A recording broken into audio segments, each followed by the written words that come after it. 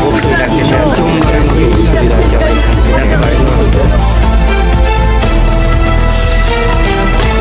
আসসালামু আলাইকুম, আশা করি সবাই ভালো আছেন, সবাই সুস্থ আছেন।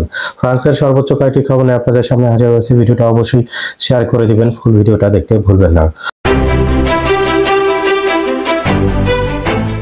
প্রথমত, ফ্রান্সের নোয়াজিলোসেকের এক মুসলিম সংগঠন যারা কিনা মসজিদ নিয়ন্ত্রণ করত, তাদেরকে নিষিদ্ধ ঘোষণা করে দেওয়ার সিদ্ধান্ত নিয়েছিল প্রিফেকচার থেকে। এর কারণে তারা উচ্চ আদালতে আপিল করে এবং সেখান থেকে জয়লাভ করে।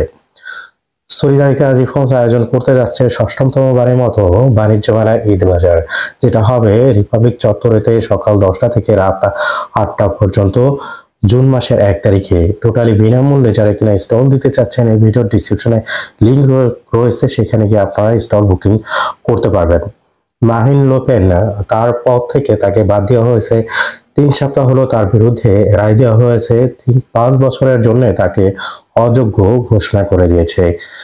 ইমিগ্রেশনের বিষয় নিয়ে যে সকল সংগঠন কাজ করে থাকে এবং ডিটেনশন সেন্টারেতে তাদের অফিস ছিল, সে সকল অফিসগুলো বের করে দিতে চাচ্ছে ফ্রান্সের নতুন স্বরাষ্ট্রমন্ত্রী ব্রুনো রতাইনো।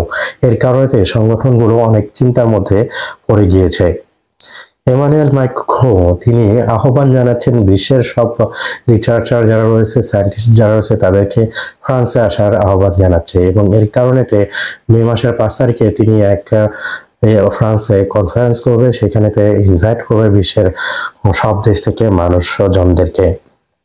ব্রুনো রতাইনো 2টা সংগঠনকে তিনি ডিসমিস করে দেওয়ার সিদ্ধান্ত নিয়েছে। একটা হলো কঠোর ইসরায়েলপন্থী যারা কিনা তাদের হয়ে কাজ করতো, তাদের জন্য আন্দোলন করতো, অনেক সাপোর্ট করতো তাদের, এবং দ্বিতীয় এক সংগঠন যারা কিনা এখানেতে যারা কিনা অন্য মুসলিমদেরকে সাপোর্ট করতো, তাদের সংগঠনকেও একটা ভাগ করে দেওয়া হচ্ছে।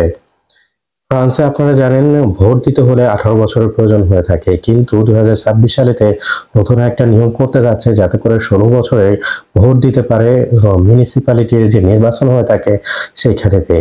এটার উদ্দেশ্য নিয়ে ইতিমধ্যে একটা সংগঠন ইউনিসেফ এবং কলেকটিভ রয়েছে, তারা কাজ করছে এবং একটা নতুন নিয়মকে পাশ করানোর জন্য সর্বোচ্চ চেষ্টা তারা করে যাচ্ছে, যাতে করে 2026 সাল থেকে এটাকে অ্যাপ্লাই করা হয়।